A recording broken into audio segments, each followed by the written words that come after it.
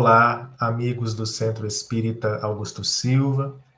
Mais um momento para refletirmos sobre o Evangelho à luz da doutrina espírita.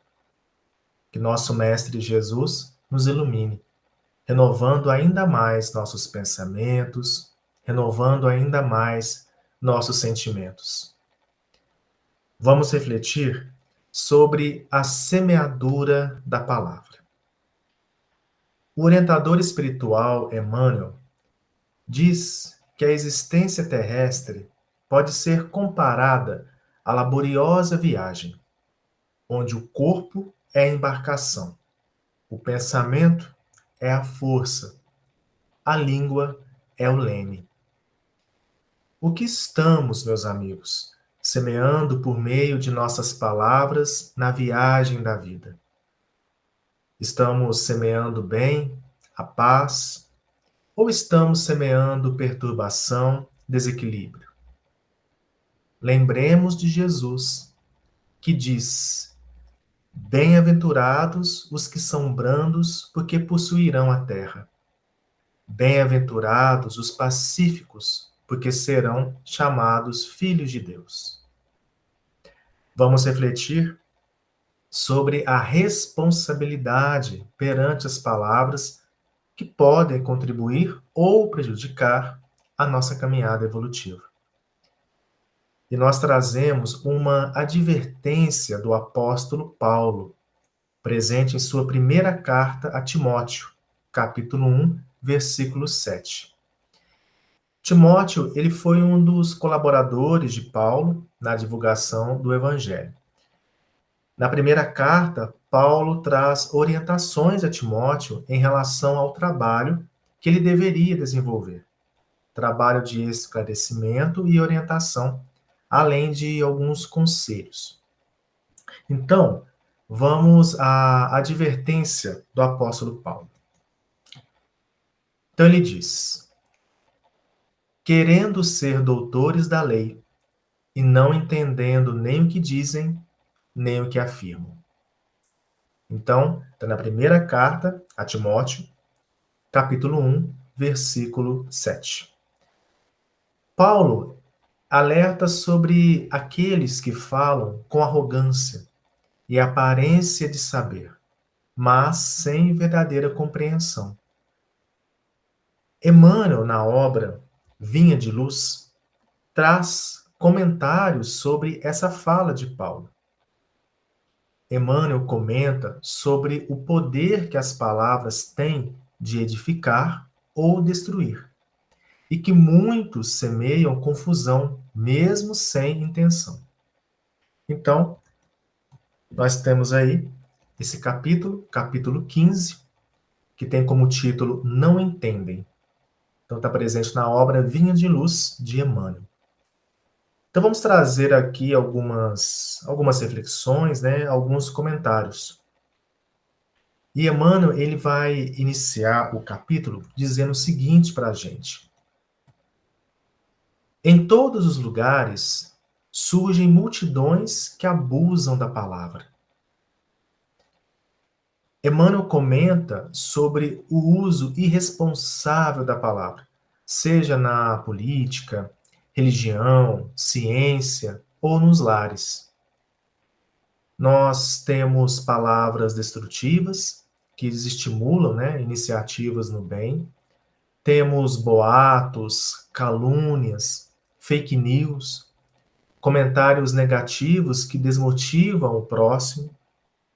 Temos palavras ríspidas ou irônicas que criam muros entre familiares, resultando em desarmonia nos lares.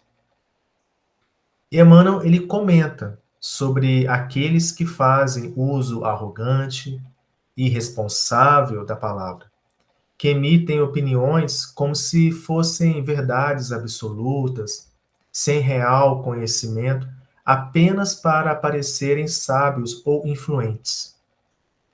Muitos usam a palavra para emitir julgamentos precipitados. Falam como se tivessem autoridade moral ou intelectual, dando opiniões destrutivas, infundadas ou vaidosas, né? Sem preocupação com as consequências. Diz Emmanuel que essas pretensiosas autoridades, primeiro, espalham a perturbação geral. Segundo, adiam realizações edificantes. Destroem grande parte dos germes do bem. Envenenam fontes de generosidade e fé. Alteram as correntes do progresso. Difundem a desarmonia. Então, com palavras vazias ou agressivas, inquietam os corações, despertam insegurança, revolta, intolerância. Em vez de orientarem, desorientam. A palavra mal usada interrompe iniciativas nobres, sejam elas em grupos religiosos, instituições sociais ou dentro do próprio lar.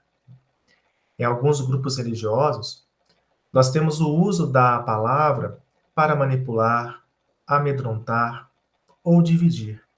Em vez de esclarecer, desviam o sentido verdadeiro do Evangelho, atrasando a vivência do amor puro, do amor incondicional. No lar, nós temos pais que usam a palavra para humilhar ou desvalorizar os filhos, semeando medo, culpa e insegurança, esquecendo que os filhos devem crescer para o bem, para o amor, através da força do exemplo.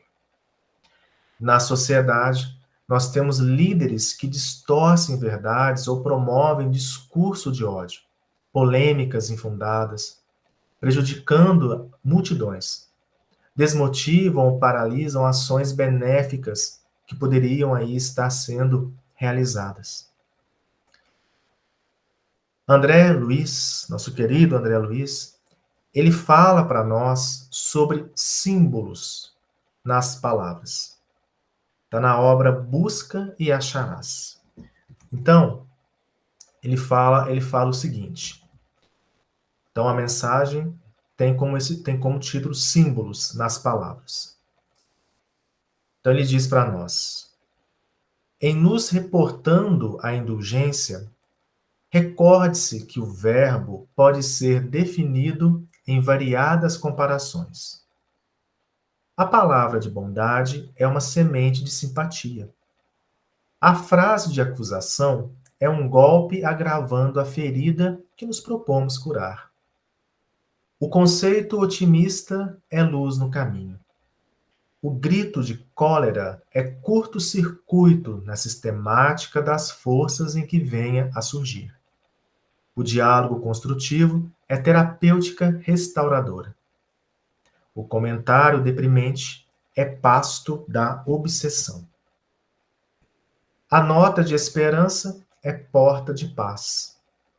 O conceito pessimista é nuvem enregelante, congelante. A frase calmante é ingrediente de paz. O verbo agressivo é indução à doença. Conversando, podemos criar saúde ou enfermidade, levantar ou abater, recuperar ou ferir. A nossa palavra, enfim, pode ser uma pancada ou uma bênção. E o uso dessa força que equilibra ou desequilibra, obscurece ou ilumina, ergue ou abate, está em nós. Então, a palavra pode ser comparada a sementes, golpes, luzes ou sombras, dependendo de como ela é usada. Pode ser uma bênção ou uma pancada, e que cabe a cada um de nós decidir como usá-la, pois ela tem aí o poder de erguer ou abater, iluminar ou obscurecer, curar ou ferir. Né? E Emmanuel, ele ainda afirma: quem diz, porém, alguma coisa está semeando algo no solo da vida. E quem determina isto ou aquilo está consolidando a semeadura. A doutrina espírita, ao esclarecer as leis divinas, especialmente a lei de causa e efeito, nos ensina que tudo o que semeamos terá retorno. Cada palavra lançada tem consequência, e responderemos por ela, mesmo que seja em outro momento, mesmo que não tenhamos plena consciência de seu impacto. Cada um de nós é responsável por aquilo que fala, por aquilo que compartilha, por aquilo que propaga. Usar a palavra com sabedoria é um ato de amor e de caridade. E usar sem consciência é lançar a semente de perturbação, das quais mais tarde colheremos os frutos. Então, nós vamos compreendendo que o verbo é semente viva no solo de nossa existência. É instrumento para o nosso progresso, é instrumento para aprendermos a amar, para nos reajustar perante a lei de amor. Como diz também o apóstolo Paulo, ele diz em sua carta aos Colossenses, que a vossa palavra seja sempre agradável, temperada com sal, para que saibais como vos convém responder a cada um. Então, cabe a nós usarmos a palavra com responsabilidade, com discernimento, como instrumento de paz, de elevação e estímulo ao bem. E Emmanuel diz que muitos abusam do verbo, mas pagam a leviandade a dobrado preço. Essa mesma lei lhes impõe as realidades da vida eterna, através da desilusão, do sofrimento e da morte. Emmanuel afirma que aqueles que abusam do verbo, ou seja, aqueles que utilizam a palavra de forma leviana e irresponsável, pagam a dobrado preço. O dobrado preço a que Emmanuel se refere é a resposta da lei divina, que é imutável e justa, né? É a resposta da lei divina às ações contrárias ao bem. Essa lei, conforme nos ensina o Espiritismo, não castiga, mas educa.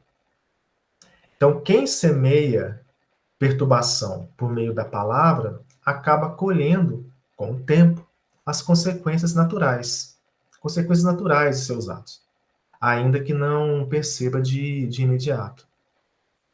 Observe o que diz Emmanuel, né? Ele diz, né, que essa mesma lei lhes impõe as realidades da vida eterna, através da desilusão, do sofrimento e da morte.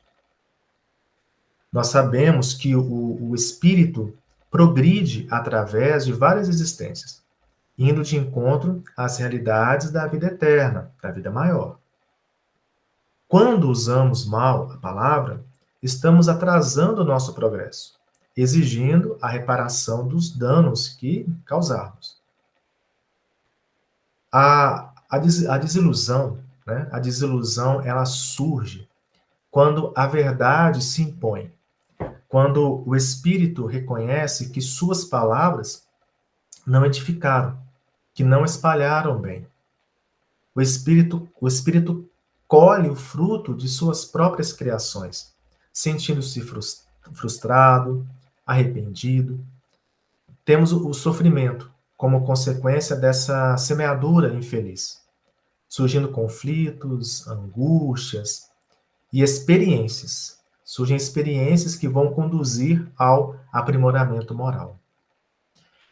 Com a morte do corpo físico, o espírito ele se vê diante da própria consciência. Ele se vê diante dos efeitos das palavras que semeou. E nós sabemos que durante a existência terrena, é possível mascarar intenções, manipular discurso, ostentar autoridade sem verdadeiro conhecimento. No entanto, né, com a morte, cessam as ilusões, de certa maneira. A morte Ela remove os títulos, os papéis sociais, as aparências. E o espírito, então, ele é confrontado com a realidade que construiu ao longo de sua vida. Então, o espírito vê que prejudicou o próximo, o espírito vê que prejudicou o progresso, desacreditou o bem e colherá as lições necessárias para retornar ao caminho do bem. Então, meus amigos, nossas palavras devem ser as palavras de nosso Senhor Jesus. Palavras de vida eterna, que atendem às necessidades de todos, que auxiliam na renovação de nossas atitudes mentais, que auxilia na renovação de nossos sentimentos. Allan Kardec, em O Evangelho segundo o Espiritismo, no capítulo 18, Muitos os chamados, poucos os escolhidos, ele comenta sobre as palavras de Jesus. Então, Kardec diz o seguinte: ó, são eternas as palavras de Jesus, porque são a verdade. Constituem não só a salvaguarda da vida celeste, mas também o penhor da paz, da tranquilidade e da estabilidade nas coisas da vida terrestre. Eis porque todas as instituições humanas, políticas, sociais e religiosas, que se apoiarem nessas palavras, serão estáveis como a casa construída sobre a rocha. Os homens as conservarão, porque se sentirão felizes nelas. As que, porém, forem uma violação daquelas palavras, serão como a casa edificada na areia. O vento das renovações e o rio do progresso as arrastarão. As palavras de Jesus, palavras de vida eterna, são fonte de paz, estabilidade e harmonia, iluminam nossos caminhos. Por isso, toda instituição humana, política, social, religiosa, que se fundamentar nesses ensinamentos, será sólida e duradoura, como uma casa construída sobre a rocha. Ao passo que aquelas que contrariarem esses ensinamentos serão frágeis, como a casa edificada na areia. Então precisamos ser vigilantes, meus amigos. Que não abusemos do verbo, nem o usemos para ferir, para julgar ou iludir. Né? Cada palavra é uma semente. Cada palavra é uma semente e a vida é terreno sagrado. Né? E se hoje não vemos os frutos de nossas expressões, um dia colheremos tudo aquilo que semearmos. E nós vamos finalizar as nossas reflexões de hoje com uma oração. A oração diante da palavra. Essa oração ela é trazida pelo espírito Meimei, pela psicografia de Chico Xavier. Então nós vamos finalizar essas reflexões, né, sobre a semeadura da palavra. Nós vamos aí trazer essa oração. Então, nós temos aí Meimei, oração diante da palavra. Senhor, deste-me a palavra por semente de luz. Auxilia-me a cultivá-la. Não me permitas envolvê-la na sombra que projeto. Ensina-me a falar para que se faça o melhor. Ajuda-me a lembrar o que deve ser dito e a lavar da memória tudo aquilo que a tua bondade espera se lance no esquecimento. Onde a irritação me procure, induza-me ao silêncio. E onde lavre o incêndio da incompreensão ou do ódio, dá que eu pronuncie a frase calmante que possa apagar o fogo da ira. Em qualquer conversação, inspira-me o conceito certo que se ajuste à edificação do bem, no momento exato, e faze-me vigilante, para que o mal não me use em louvor da perturbação. Não me deixes emudecer diante da verdade, mas conserva-me em tua prudência, a fim de que eu saiba dosar a verdade em amor, para que a compaixão e a esperança não esmoreçam junto de mim. Traze-me o coração ao raciocínio, sincero, sem aspereza, brando, sem preguiça, fraterno, sem exigência. E deixa, Senhor, que a minha palavra te obedeça à vontade, hoje e sempre.